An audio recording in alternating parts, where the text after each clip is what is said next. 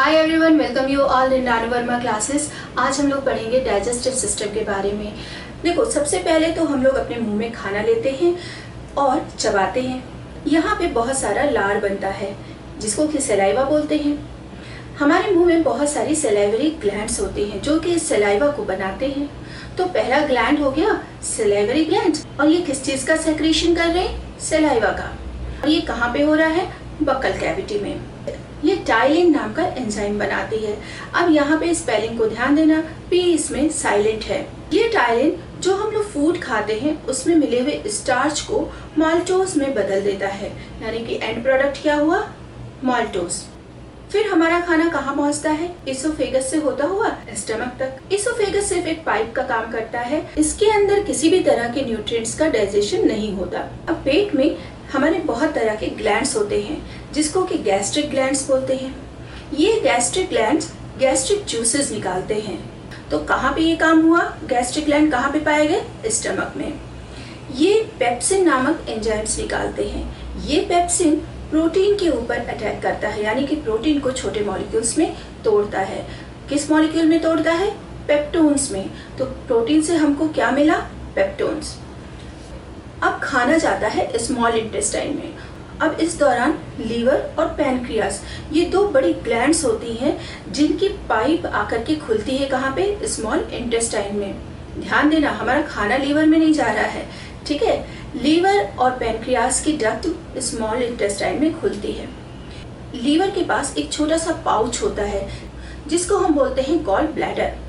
इस gall bladder में liver पूरे टाइम एक जूस बनाता रहता है जो कि गॉल ब्लैडर में इकट्ठा होता रहता है, जिसको बोला जाता है बाइल जूस। इस बाइल जूस से बाइल निकल करके कहाँ पे जा रहा है? स्मॉल इंटेस्टाइन का अपर पार्ट, जिसको हम ड्यूडेनम बोलते हैं। इसका काम होता है हमारी बॉडी में फैट को तोड़ना। फैट को तोड़ने का क्या मतलब है? आपने इमल्सिफिकेशन के बारे में पढ़ा होगा, क्लास 9 में इस पे मैंने एक वीडियो भी बनाया है। देखो, फैट ऑयल को जब हम लोग पानी में डालते हैं तो वो उसमें डिजोल्व होता नहीं है। लेकिन हमारे साथ प्रॉब्लम क्या है? हम लोग जो भी खाना खा रहे हैं, हमारी बॉडी में ब्लड में पानी ही है जिसके थ्रू वो एक जगह से दूसरी जगह जा सकता है, एब्जॉर्ब हो सकता है। ऐसे में जो फैट हम लोग ले रहे हैं, ये जो बाइल जूसेस है उसको तोड़ती हैं। मॉलिक्यूल्स जो फैट के बहुत छोटे छोटे टुकड़ों में टूट करके और पानी के साथ मिक्स हो जाते हैं, इसको हम इमल्सिफिकेशन कहते हैं। इससे डाइजेशन फैट का आसान हो जाता है। अब ड्यूडेनम में ही पैनक्रियास की भी डक्ट खुलती है। पैनक्रियास से पैनक्रियाटिक जूस निकलता है। इसमें से मेनली 3 एंजाइम्स के बारे में मैं यहाँ जिक्र कर रही हूँ। पहला हो गया एमाइलेज। एमाइलेज स्टार्च को तोड़ता है और माल्टोज में बदल देता है। दूसरा है ट्रिप्सिन। ट्रिप्सिन प्रोटीन को तोड़ता है जिसको बदल देता है पेप्टाइड्स में। और लाइपेज, लाइपेज फैट को तोड़ता है और बनाता है फैटी एसिड। अब इंटेस्टाइन में ही बहुत सारी इंटेस्टाइनल ग्लैंड्स होती हैं। ये सकस एंट्रिकस प्रोड्यूस करती हैं। अब ये सकस एंट्रिकस क्या है? आंतों में बहुत तरह की जूसेस निकलती हैं और ये बहुत तरह की होती है, कॉम्बिनेशन है इनका कई तरह का, इसलिए इनको एंटायरली इन सबको मिला के सकस एंट्रिकस बोलते हैं, जिसको हिंदी में बोलते हैं आंत्र रस, मतलब आंत से निकलने वाला रस। अब सकस एंट्रिकस से ही जो हमको एंजाइम्स मिलते हैं वो है, पहला है एरिप्सिन। एरिप्सिन पेप्टोन्स को तोड़ता है। पेप्टोन असल में प्रोटीन का ही एक स्मॉल यूनिट है और पेप्टोन से भी स्मॉल यूनिट हो गया अमीनो एसिड। अमीनो एसिड से मिलके पेप्टोन्स बनते हैं, पेप्टोन से प्रोटीन। तो जो एंड प्रोडक्ट मिला पेप्टोन्स के डाइजेशन से वो हो गया अमीनो एसिड। दूसरा एंजाइम है सुक्रेज। सुक्रेज सुक्रोज को तोड़ता है। सुक्रोज कॉम्बिनेशन होता है ग्लूकोज और फ्रक्टोज का। तो जब सुक्रोज को तोड़ेंगे तो उससे हमको ग्लूकोज और फ्रक्टोज मिलता है। फिर तीसरा है लैक्टेज। लैक्टेज काम करता है लैक्टोज पे। लैक्टोज दूध या डेयरी प्रोडक्ट्स जो भी हम लोग लेते हैं उसमें पाया जाने वाला एक केमिकल है। ये लैक्टोज को कन्वर्ट कर देता है ग्लूकोज में। वैसे तो ये एंजाइम्स बहुत कम क्वांटिटी में प्रोड्यूस होता ही है, लेकिन कई लोगों को बहुत ही कम क्वांटिटी में होता है या नहीं होता है। ऐसे लोगों को लैक्टोज इंटॉलरेंस की प्रॉब्लम हो जाती है, मतलब वो उनको दूध, दही, पनीर ये सब सूट नहीं करता और उनके पेट में दर्द हो जाता है। इस बीमारी को बोलते हैं लैक्टोज इंटॉलरेंस। फिर लास्ट है लाइपेज।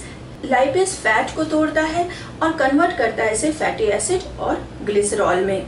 अब देखो, स्मॉल इंटेस्टाइन के एंड तक आते आते हमारी बॉडी में जितने भी गुड अमाउंट ऑफ न्यूट्रिएंट्स थे, जो भी ज़रूरत की चीज़ थी शरीर की, वो सब एब्जॉर्ब हो जाती है।